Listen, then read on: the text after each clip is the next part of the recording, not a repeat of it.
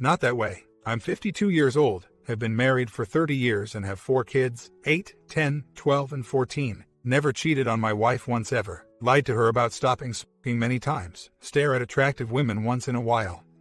But never, ever touched. My wife has been home many years raising our kids while I worked. She recently got a job as a school crossing guard, and all of a sudden has developed a social life again. Yesterday, she dropped the bombshell on me. She met a guy last September, started off casually with coffee at the diner for 4 to 5 weeks. A few days a week. Last get together, they jumped in his truck, took a ride. Kissing, touching led to unprotected you-know-what. She says she cried as soon as they got intimate and stopped doing it very quickly. At which point the guy yelled at her, "Why'd you start something you couldn't finish?" He had given her a prepaid phone which she eventually gave back so they could call each other and set up meetings without me knowing about it. Since this ended back end of last year, he disappeared. Can't find him by name, and he was on Long Island for work and had North Carolina plates. Said he loved her and wanted her to leave me. Things haven't always been good with us. Normal marriage issues over the years, but never like this. She says this is the first and only time she's ever been with another guy since she met me. To make things worse, she now tested positive for herpes too, which I got tested for this morning and am awaiting results. I don't have any friends to talk to about this and have a lot of mixed emotions. Don't know if I'm madder at the picture in my mind of them sleeping together in the back of his Denali, or the fact that she now has a disease she may have given me. It disgusts me to picture her being vulnerable with another guy, and all the things that led up to them getting physical that day. Also, mad that I may never be able to sleep with her again because of the herpes, and can't picture myself getting intimate with her. While I'll picture them together in my mind. This whole thing really rots. I feel like if I find him, I'll destroy him. I'm mad, embarrassed, grossed out, depressed and a little numb. When she told me yesterday in tears, I held her close and told her people make mistakes and as long as you learn from them, we can work it out. By the time I got home from work, I was very angry, took my wedding ring off, and couldn't sleep at all last night. Again picturing my wife touching a strange guy haunts me. Please help with some practical advice, as my life as I knew it just fell apart. Thanks. Right now, I just feel plain sick. I don't even want to talk to her. We had a great life since the beginning.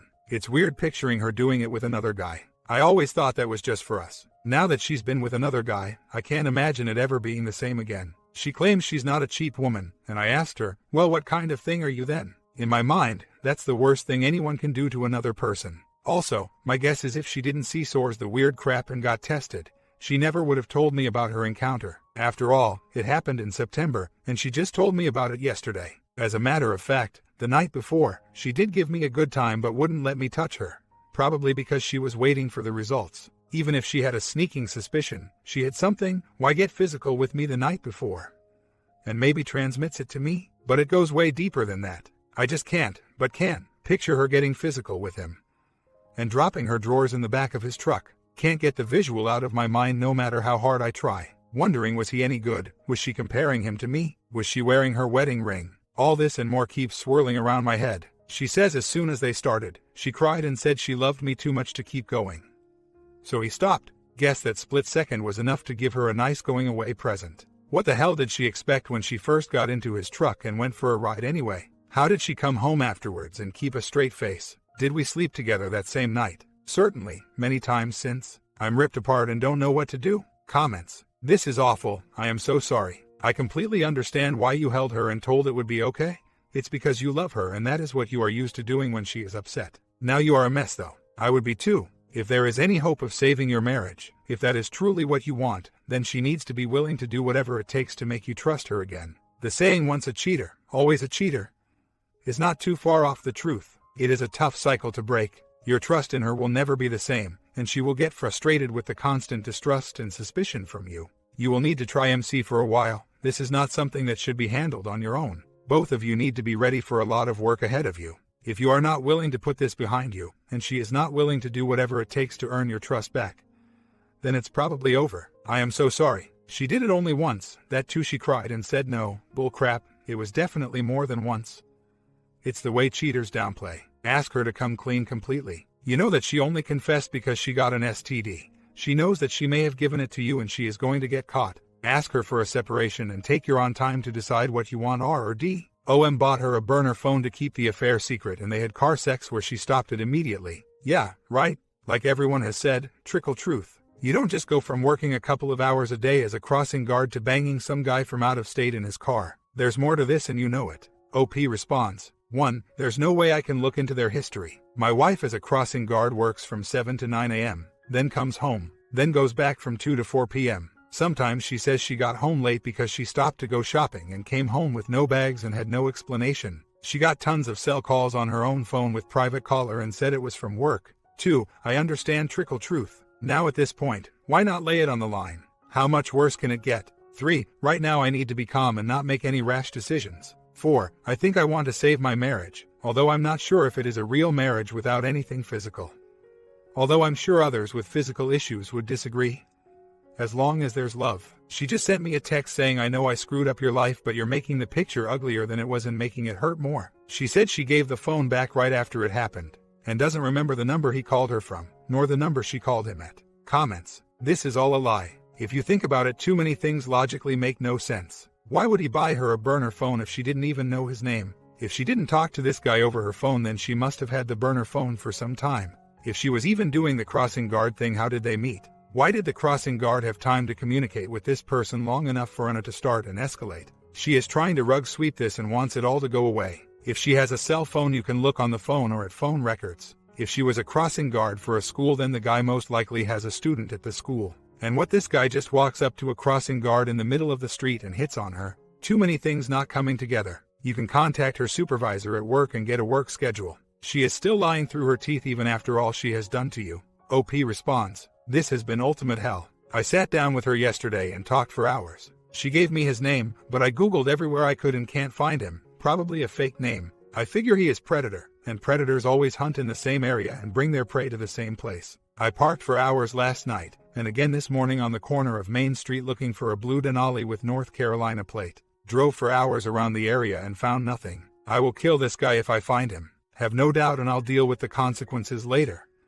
But I will let him know why before I'm done. Where she was working that day is a quiet residential area. He'd have no business being there unless he lived there. If he's still in the area, I will find him. I asked her, and she gave me all the gory details. He pulled up one morning at her crossing guard post, and just started chatting about their similar trucks. Came back later with coffee and donuts. He would meet her in the morning and afternoon at her stops, and they'd go to donuts afterwards to talk. She said they talked about everything. He just showed up with the track phone and asked her to take it so he would know where she was at all times, so he could meet up with her. She returned the phone before the incident, as she said it felt too much like an affair and was afraid she'd get caught, but she called him and gave him her post schedule for the upcoming week so they wouldn't need to call each other. She estimates they had meetings at donuts 2 to 25 times, but it never got physical. At one meeting he suggested they jump in his truck and they went for a ride. He drove straight down to the East Marina, which nobody could ever find unless they were really familiar with the area. He said he wanted to go in the back seat just to hug. She followed him, and they tongue-kissed for 10 to 15 minutes. Then he started kissing other places. He unzipped, and you know where this is going. They did it. She says she can't believe how she let her emotions take over her common sense. She said literally they only got physical for 10 seconds, and she started crying, got off him and got dressed. He was yelling at her as she walked away from his truck. Then he pulled up next to her and offered to drive her back to her truck. She actually got in and took the ride, saying they didn't speak the whole way back. That's the last she heard from him. She did give me 2 numbers, which she thinks she remembers him calling from the track phone's caller ID, which I am calling over and over. She blames me for ignoring her and turning my attentions away from her and towards my motorcycle, my new motorcycle friends, and my motorcycle websites. She says he paid attention to her, told her he loved her, and actually listened to her. She says she got caught up in the emotions and made a giant mistake. But she also told me she's lived with horrible guilt for 9 months and wouldn't have told me if she didn't get the herpes, as she knew it would break my heart, but she swore she'd never done it before and never would again. She offered to leave me so I could start a new life with someone else. She also offered to let me leave her. I think she feels remorseful and horrible for what she's done. I really want to believe her and make the best we can of this life. But it's so hard getting the picture of the two of them out of my mind. I asked her what's to make me think she won't do it again in a moment of loneliness, anger of just happenstance. And she swears she would never do it again. She was hysterically crying for hours. This has been the worst weekend of my life. Why let the other man do this again? He's probably done this before and he'll probably do it again. He'll get what he deserves, and whatever happens, my wife can deal with it herself either way for the rest of her life. She brought this on the two of them, not me. Truthfully, the chances of me finding him are so slim, but I feel inside I have to try. She was actually worried I might X the crap out of her, and the thought did enter my mind. She's afraid if she rolls over in bed and touches me, I might get violent. Last night, she slept on the floor. I've never put my hands, and don't think I could, but it's real hard to think straight when so many thoughts and pictures are in my mind at once. I now wrap a towel around myself when I get out of the shower and get dressed in the bathroom. I don't even want her to see my body, and I certainly don't want to see hers. It just seems so dirty or used now. I have never had to deal with anything like this in my entire life. And really, as much as I appreciate everyone's advice, I'm not sure there's a right or wrong answer. What's right for you might not be right for me, and vice versa. I'm trying my best to not let the emotions get the best of me, and not to make any rash decisions, but it sure is difficult.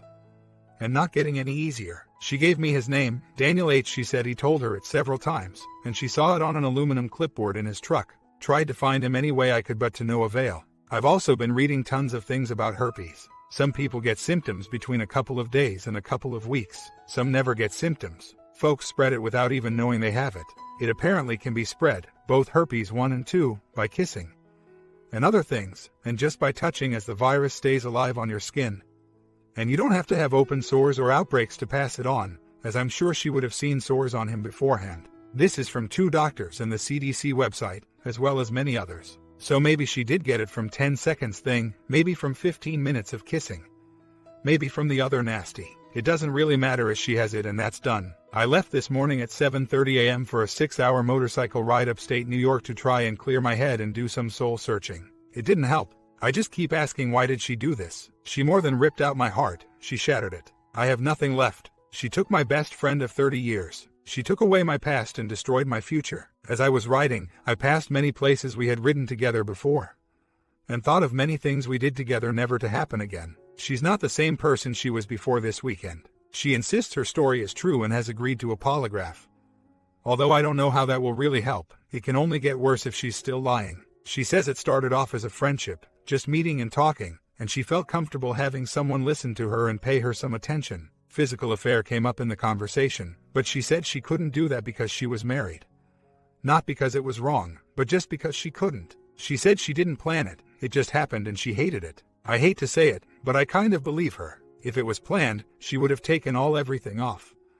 Not just one pants leg. She also would have gone to a hotel, rather than taking a chance of getting caught in a public parking lot. I also think she would have had a shred of common sense and stopped to pick up protection on the way. She may be a cheater, but she's really not an idiot. But she sure planned the meetings, she sure had her mind together, she was in the back seat, and she had ample opportunity to stop this before it eventually led to everything. Anyway, them kissing, him doing all the nasty things seems like a physical affair already happened to me. The last part was just the icing on the cake, the deed had already been done. She insists they just became really good friends, but in all the time I've known her, she's never slept with any of the other good friends. I don't get this, and I am torn apart. My life as I knew it has ended, and I don't know what the future has in store for me, her or us. Comments. For you to move on from this, you need to believe you have the truth. If it gets worse, it gets worse. That is her choice. If she is in fact minimizing things, she needs to come clean. There will be nothing worse for you than the constant wondering about what happened. As long as you feel you don't have the truth, you're going to wonder. OP responds, I know it sounds stupid to say I know my wife after 30 years of being with her after the latest events we've all been discussing, but I truly, in my heart, think she's wife number 1. I think me ignoring her and substituting my bike and riding to get away from the humdrum of home life and non-stop work made her very lonely and just craving attention. I think this guy strummed all the right strings to take advantage of her loneliness. True, he invested a lot of time in her hoping to get a good time, and I guess she fell for his words hook, line and sinker. I don't think she expected any long-term relationship out of this.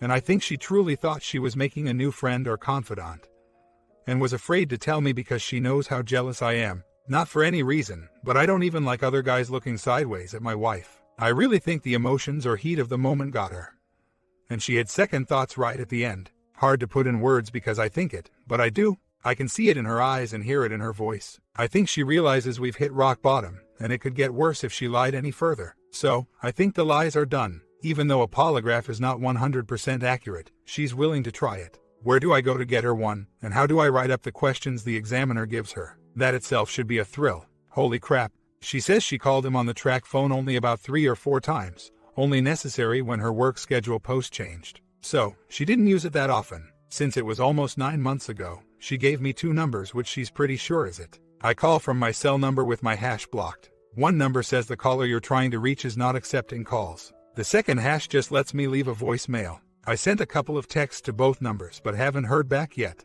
In retrospect, it will really do no good finding this guy. Just gives me something else to focus on, while I should be blaming her 100% and focusing on what's right for me. She says she wants to stay married to me, still loves me and never loved him, realizes life won't ever be the way it was, but wants to try. I started crying at 4:30 this morning and stopped around 5:15. Haven't cried that much in years. Guess it might be a good thing. Update. First, I went to a local private investigator, retired policeman for 30 years, and a PI for the past 10, primarily to see if he could help me find the guy. He said he deals with these issues daily and for $75 he would try. But his best advice was to forget the guy, as even if he found him and told me who he was, the ramifications of taking my anger out on him would be worse for me and my family in the long run, and he's never seen anything good come out of knowing who the guy is. Slowly but surely, I am putting the other man out of my head. Second, I asked him about the polygraph. He said for $500 he could do it, but I should save my money and spend it on a therapist. He said whether she had slept with one guy once, or 50 guys 10 times. The fact is it happened and there's no erasing it. If she passed or failed the polygraph, it won't change the past. Move on and deal with now and the future, not the past. He felt that if she is still hiding anything, or not telling me the truth, a therapist would be able to get it out of her. I then contacted my insurance company, and the woman on the phone was a clinical physiologist for 30 years. She cried when I told her my story. She recommended several local counselors. I felt that my wife could better relate to, and be more open with a woman therapist than a male one, and we'd have a better chance of getting to the whys if she felt more comfortable. I don't need any finger pointing, and having someone blame me for pushing her away, or someone admonishing her for what she did. I need an open mind, and good practical advice to deal with the now, and the where are we going from here. I called one, and she got all choked up hearing my story. My wife and I were approved by the insurance for 20 visits, and they start next Tuesday, July 9th, at 4:30 at her office. My wife is willing to do this, and I feel a tiny bit better that I now have some direction.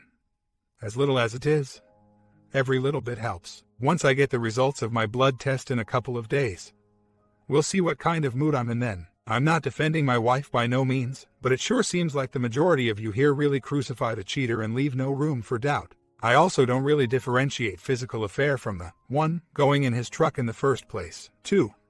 Going in the back seat with him just for some hugs, 3. Start kissing him, 4.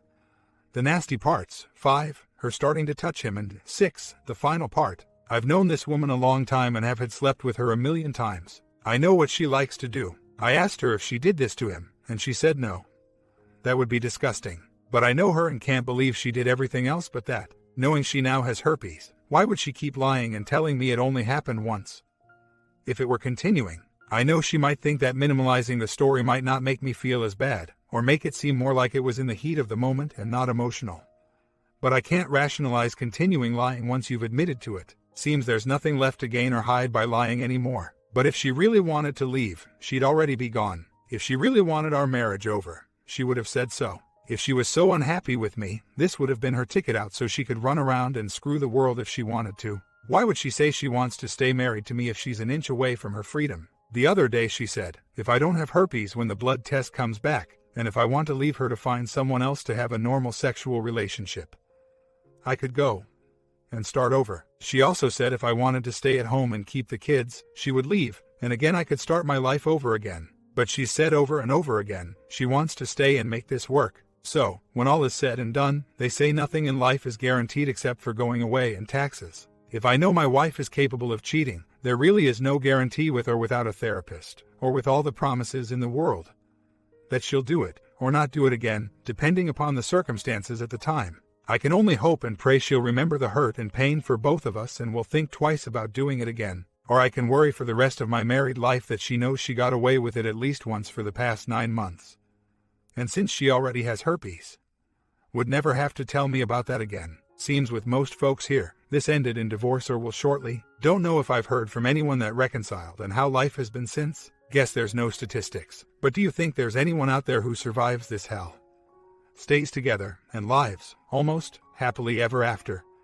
Or is this generally the end of the road? I thought the therapy route was to get more truth out of her, answer the why she did it questions, and to help me cope with it, get my life back together and learn to try and trust her again. Am I already looking for the wrong things from therapy? I haven't even started yet. I brought her to the marina yesterday and she showed me where they parked and how far she got when she walked away before she got back into his truck for the ride back. I also met with the manager of the Dunkin' Donuts to see if I could see them on the store's video surveillance system. And fortunately, they use a DVR system which overwrites the videos every 2 weeks. I checked her cell phone records, not a smartphone, going back from September through December and see no incoming or outgoing calls to the number she gave me. Whether it's an accurate number or not, after hours and hours of grilling, her story hasn't even wavered. I have gone over every detail, repeating the story bit by bit and step by ugly step to see if there would be any change or inconsistencies. And pressed her for endless hours, waking her up in the middle of the night and keeping her up until morning. I have brought her to the point of horrible sobbing and deep large tears. She did tell me when she got home that afternoon, she felt so disgusted that she threw her clothes in the garbage. She also gave me some details in the truck. I even went as far as to have her sit on me and demonstrate how it all went down. Some more stuff too, but everything seems to make sense and appears pretty logical. I know you all might not like hearing it, but I'm leaning more towards believing that she's told me everything, rather than still hiding anything. She swears she hardly touched his parts as her arm couldn't bend backwards while sitting on him. And she absolutely insists she never went down on him either. She said the kissing and caressing really felt passionate and she just lost control after that. I've tried to get her to tell me every minute detail of their meetings, but he didn't tell her much. She says she did most of the talking and he did all the listening, and that was why she liked him so much and thought he was becoming a good friend. I really think she got played by a pro and let it get the best of her. We're going to see a therapist next Tuesday night. Going to relive all the gory details once again and hopefully get some direction on how to start a new life together. As I don't think the old one exists anymore, even if we got a divorce and I found somebody new. I now realize there's no guarantee of 100% honesty anywhere. Believe me, divorce would be much easier on me than the hell of therapy. And maybe through therapy some more truths will come out. Don't quite know, nor do I know if I can handle any more than I've already heard. It's not like the lesser of two evils thing. I just feel it in my gut that it's the right thing to do for me. I feel a lot better than I did last week, just making myself busy with work and talking with you folks. It's when I have too much time to think, or while I'm sleeping, that it all surfaces again and my mood changes. And I blast her. I've surprised myself that I haven't taken a swing at her. I feel like I've analyzed this too much and need to focus on my future. Sure, the whys are still very important to me. The whens and wheres are still in the back of my mind. Having read many other posts here, it seems common to want to know all the details, like how it felt. Was he as good as me? Did you like it? Etc. Etc. Knowing I'm not alone. Although I feel like I am, helped tremendously. Perhaps if it happened after only a couple of years of marriage, or if she came to me and said she fell in love with him and wanted to leave me, I'd feel differently. But I don't think it's like that, and after 30 years, I think it's worth fighting for, especially since I tested negative for HSV too. It would be so easy to leave, now that I don't have the stigma. Sorry for those of you who do I mean nothing bad by saying that. The biggest battle is not with her, or with the other men, it's with me. How much do I want this? How much am I willing to take? How much do I want my old life back? Can I ever have any semblance of normalcy again? Will I ever get over the doubt, the depression, the feeling of inadequacy? These I guess will only be answered in time. I know I'm not strong enough to deal with all these issues by myself. There are far too many, and one doesn't hold a priority over the others. Again, I wish this never happened, but I need to pick up the pieces, heal me first, and work on the relationship and her sort of at the same time. Unless something drastically new comes up in conversation, or some evidence pops up that shows she was blatantly lying to me, or hiding even more details. I think this is the way I'm going to go. I love being married and I love being married to her. She's just not the same person I married 30 years ago. I guess over time, people do change to some degree and I have to weigh the choices of staying married to her, or finding someone else, who might be even worse. Many thoughts spinning around my little head, but real good getting them out here. Better than my head exploding. Just wish I could stop crying like a baby so much. Don't even know why I'm crying. Just do. Don't know if I'm feeling sorry for me, for her, for us, or just desperately sad in general. I really hope this gets better before it gets worse. I hope my new life ahead with her is better than the old one. Obviously, I can't predict now about mood swings and arguments in the future. I can only hope for the best. We'll see if the MC can offer any help at all. For all I know, that will be a dead end, and then my decision might be made for me. Should I keep going on her for details, or give it a rest and see what the counselor can do for me and for us? First meeting with the MC was Tuesday. Next one is tomorrow morning. Can't believe how fast an hour flew by. Mostly she just listened the whole time. Said my wife is impulsive. Wants to know if I trust her or want to trust her. Then time ran out. More to follow after our next meeting. Good thing, as time goes on, I'm sleeping again. Stopped interrogating her. Talking to her again. Stopped looking for the piece of crap other men. And life is slowly but surely moving on. An update a day later. Did a double session for almost 2 hours today. A fair amount of yelling, crying and eventual understanding. This takes nothing more than a leap of faith on my part. The MC recommended we start the reconciliation now, as this is going to take a long time. She said we both have to start trusting each other, and we should consider sleeping together now, as we enjoyed it together for so many years. And it would help to start off our new relationship, and it's the only intimacy we've ever known, as neither one of us are big talkers. I'm still up in the air about that, but giving it some thought. My ignoring my wife, not being a good listener, and not being as emotional as she would have liked over the years did not justify her actions, but seems to have been the catalyst for our growing apart over the last few years. At this point, for better or worse, I'm believing her story, because if I don't it will be like an anchor never letting us move on. I have to learn to trust her again, and she has to demonstrate that she deserves the trust. I told her this hurts me so much, that I know for a fact I could not ever handle anything like this again, ever. I laid down some ground rules, that if she follows them, will not put her in a compromising situation again. And that she has to internalize that the reason she shouldn't do this again is not only because it's wrong, immoral, unethical, and because she's married, more so because she has a husband at home who loves her unconditionally, and that she would not like anyone doing this to her.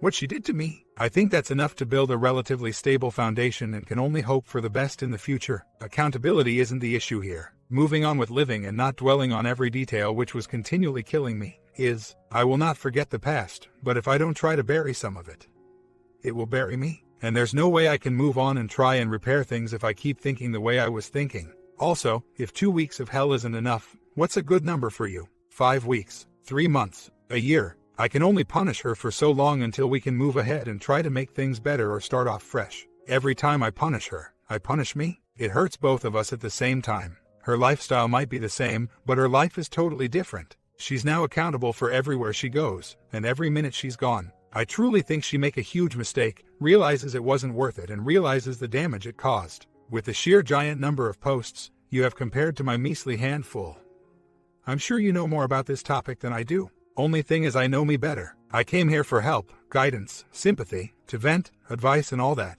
and I'm willing to listen to any and all advice and put nobody down for their opinion, as we all have different reference points. So, don't worry that you're angry sounds like it's with me. I'm glad to listen to it, but sometimes I have to keep moving on with what I think is the best plan. The only way I can gauge remorse is by her actions. She has apologized profusely over and over again. The other night while she was laying in my arms, she sobbed for about an hour and a half. I think she's realized her mistake and how it has affected both of us individually and as a couple. I want to move on and make the future as good as it can be for us, given the circumstances. I can only hope that at some point she will recognize what drove her to do this, and why she did it, and internalize it so it doesn't ever happen again. A month later update. Life is moving on. A new life. Meetings with the marriage counselor once a week for an hour and a half are helping a lot. The initial anger and disbelief have basically subsided, although I do have an occasional relapse. I have stopped waking my wife up in the middle of the night and interrogating her, which has reduced the pain for both of us. But we still discuss it when I have questions. The physical part, well, that's kind of weird. We've gone back to it, not on a regular basis like before, but once in a while. Having protection for the first time in 30 years just plain sucks and is a constant reminder of this event. I'm constantly worried about where it's okay to touch her with the threat of herpes, and that takes a lot of the fun and spontaneity out of it, which also sucks. I've spoken to my primary care physician, her gynecologist, the CDC in Atlanta, the National Institute of Health in DC, the New York State Department of Health, and an infectious disease specialist, and hit most every website on the net for herpes 2 info. It's amazing how such a prevalent disease has no consistency at all in diagnosis or prevention. Each resource has different opinions. For example, she tested positive by a culture which is like 100% guaranteed but tested negative in a blood test. I also tested negative. Her tester says there's a high percentage of false negative tests, and I probably have it even though my blood test came back negative. My doctor says that's totally untrue, and if I tested negative, there's a 99% chance the test was right. The most exact tests come in around 94% positive accuracy and 99% negative accuracy. Worst of it is, if she's got asymptomatic shedding. I really don't know for sure where I can touch her. Which means cuddling, touching, etc. is virtually out. Someone here likened it to having a roommate rather than a wife. Now I understand, to make matters ducking worse, the protections already broke during intimacy. Now I have to go back for testing in a few months again. Anyway, we're still together and making the best of a new relationship on many levels. The accountability is now there on a daily basis. And that plus her actions are slowly allowing me to get trust back into the relationship. Well, that's it for now. Life goes on. 2 years later. So, it's been about 2 years since this crap started, and I've been trying to make things work. Had a blood test done right after I found out and tested negative. Had another one done this past Saturday, and results came back positive today. I'm ducked. Doctor said cases of false positives are rare but recommended having another test done in 3 months. According to the HSV-1 test results, anything around 1 is equivocal. Anything over 1 is positive. I scored over 5. According to the HSV-2 test results, anything over 1 positive. I scored almost to my lucky ducking day. Sucks to be me today. He slept on the couch last night. Called an expert this morning. If I dump her and have HSV, it makes life very difficult to find another woman who would accept me with what I've got. Also, if I dump her and don't have HSV, I have become very distrusting of other women. And how could I ever believe another woman who tells me she's clean and isn't going to give me something I didn't want my wife to give me in the first place? How could I ever know that a woman I met might not be the same lying, cheating, disease bee I just left? If I stay here with her and don't have HSV, I realize just how easy it is to catch it. As there are rarely signs, and even medication won't stop her from giving it to me now or sometime down the road. If I stay with her and do have it, I guess I don't have to worry about anything anymore, as she can't give me anything I don't already have. I can't be the first one to be this confused. Understand now, this sucks no matter how I look at it. Love can't be quantified or qualified. I used to love and like her, then I loved her but didn't like her, then I hated her. Now I'm numb. Just can't see how you can love someone who takes the most private, intimate and personal thing two people can have between each other and just give it away to someone else. No matter what the reason. Maybe there's different types of love in this world. I don't know the answer to that and find it very difficult justifying either answer. Staying together for my kids' sake would be a mistake I've seen many others do before. Home life sucks for us and the kids. I still can't see a strange guy moving into my house and seeing my kids more than I do. Can't see me abandoning my kids. But I also don't like the idea of me wasting away in a miserable life until my kids grow up and move out on their own. Too many good years left for me to waste what I have left. A lawyer once told me I'd have to leave, and I can't make her leave if she doesn't want to. The lawyer said a cheating spouse is not looked at highly on by a judge, but it doesn't make her a bad mother. Just a bad wife. So, I'd end up paying the mortgage and everything else, while some loser moves into my house and benefits from me giving her and him a free ride, leaving me pennies to try and live on by myself. The child support alone would be about as much as most folks make in a year, and I'd be living on the street like a penniless bum. Why am I still with her? I lost a crap load of money in the stock market in the past, not realizing the market was collapsing around me. Once it was too late, I just had to wait many years for the market to come back, to get back where I started. It finally happened but took many years to get even. Maybe like having blinders on. I have almost 30 years and 4 kids invested with her. I had hoped that we could work things out and get back to some semblance of normalcy. It has not worked out exactly as planned. I had hoped that whatever brought us together in the beginning could keep us together. Even though something as strenuous as this, fear maybe, fear of loss, fear of starting over at 54, fear of being alone. What the hell do I know? Many thoughts crowding my head, and no way to organize the stupid from the rational thoughts. Tried counseling and it was the biggest waste of time ever. I had hoped, and still do, that time will make this somewhat better. Perhaps 2 years hasn't been long enough. And before you ask me how long do you plan to wait, I have no clue. It still happened and that's all that really matters. A lie is a lie. The meetings were a lie. The relationship was a lie. The physical part was a lie. Everything was a lie to me. The number of guys and the frequency doesn't add or detract from the one time I know it happened. Knowing the answer to your question wouldn't make it any easier or harder for me to comprehend and wouldn't change where I am today. I'm sure her life sucks as bad as mine does. She knows how bad what she did has affected me and us, but still claims it was a horrible mistake. Boy, is that an understatement. I appreciate all the good wishes. What I really need is a time machine to turn the clock way back. I'm sure we've all wished for that more than once in our lives. If only I could. This is going on 2 years. If I didn't want to stay with her, I guess I would have left 2 years ago. The bad thoughts don't go away. I still bring it up every time she does something to piss me off. I still don't have any trust left in her. Perhaps 2 years isn't enough time. I just don't know. This is very complicated and a million thoughts run through my head every day. This may never go away. An update on the newest blood test. I got a prescription to have blood drawn to have an HSV2 test last week. Went to Quest Labs, but they don't do the actual test, which I already knew, and they won't draw blood and let you take it with you. Nor will they draw blood and send it to a non-Quest lab for analysis. So, I went to a local hospital, and they drew the blood, spun it, and sent me home with a tube of my serum. I packaged it in a kit that University of Washington sent me and dropped it off next morning delivery. It is now in Seattle and the test takes 1 to 2 weeks. Eagerly awaiting the results. If it comes back positive, I'm done testing and accept that I now have HSV2. If it comes back negative, I'm a happy camper and will take a deep sigh of relief. This test is much more accurate as it tests 14 different things, as opposed to the standard herpes select test, which only tests for 2. Once I get the results, I'll let you all know, and then need to make a decision as to what to do with the rest of my ducked-up life. This is the most illogical and emotional thing I have ever faced in my life. Having 4 kids and burying close friends was stressful. This situation is beyond that. My most recent test results have just brought back so much anger that until this is cleared up, I'm not in a position to make any rational decisions. As far as me firing the shot, I have issues, not to be discussed here, with wearing condoms. They just don't work for me. I was misled or just stupid, thinking her taking Valtrex would keep me from getting her disease. It just reduces outbreaks but can still be spread through asymptomatic shedding.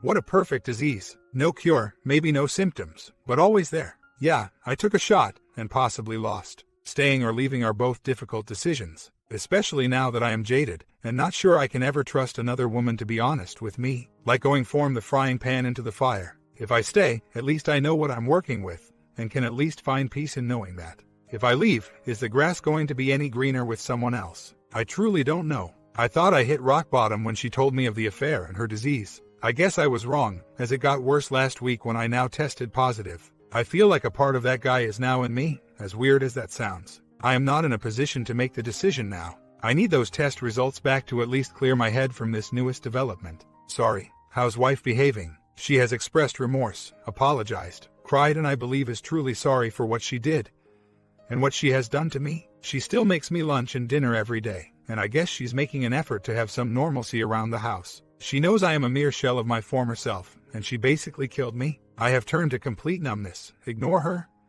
and basically have little or no conversation with her. At least for the past couple of weeks. Even though she deserves no sympathy, her life sucks too. And she has this disease inside of her as well. I guess I feel sorry for her to some degree. We have discussed the options of staying together or splitting up, and she says, although the decision is ultimately mine to make, that she would rather stay together. Not for the kids, but for us. It can never be as it was years ago, but we're hoping to at least make it better than it is. It's hard, thinking you're going to spend the rest of your life with someone, only to have that plan change after all these years. At almost 55, I'm not looking forward to being alone, nor starting over. I'm sure she isn't either. The kids don't know and maybe never will. At 10, 12, 14 and 16 they couldn't handle it, and it would destroy them. Hell, at 54, I can't even handle it. By being intimate with her several months after she told me, I was trying to get things back together and back to as normal as possible. Don't confuse forgiveness with trying to reconcile. Won't know for sure for another week or 2 until the test comes back whether I have it or not. Irrespective of that, it makes it much harder to accept that I might have HSV2 from my wife's affair, as opposed to a prior legitimate relationship. I think after all is said and done, based on the time we have invested in each other and the advice of many of you here, that I'm really going to try and reconcile things with her and try to make a new life together. Knowing what I've got now is a lot less scary than what I don't have out in the world. What you said is what I feel. She's not a bad person, she's a good mother, has been a good wife. But she made a gigantic mistake. I've made mistakes in my life, none like this. But she never kicked me out or left me for them. I think if I'm more understanding, and stop rehashing this with her, and she has an understanding of my expectations, we can make this work. I think I just need more time to get this out of my head, or at least find a place in my head I can store this away without constantly thinking about it. A month later, great news. The Western blot HSV2 test came back yesterday. Negative lab says this is the definitive test, and confirms, at least, that I did not have HSV2 for 12 to 15 weeks prior to the test. The herpes select test was indeed a false positive and no need to get retested again. The Western blot test tests for 14 antibodies and is personally reviewed by 3 physicians on site that must concur on the results. The select tests for 1 antibody and is done like a litmus test. Looking at colors on a strip of paper, I am happy. Where do I go from here? Don't know at this moment, letting some good news sink in for a while. My comment. That was the last update we got from OP. Guess OP really wants to stay with the wife after all of this madness. I can't comment on this because he even risked his own body staying with this woman. What can I say? Some people really do love their wife no matter what happens. Would you do the same? Comment down below, sub and bell, and seriously,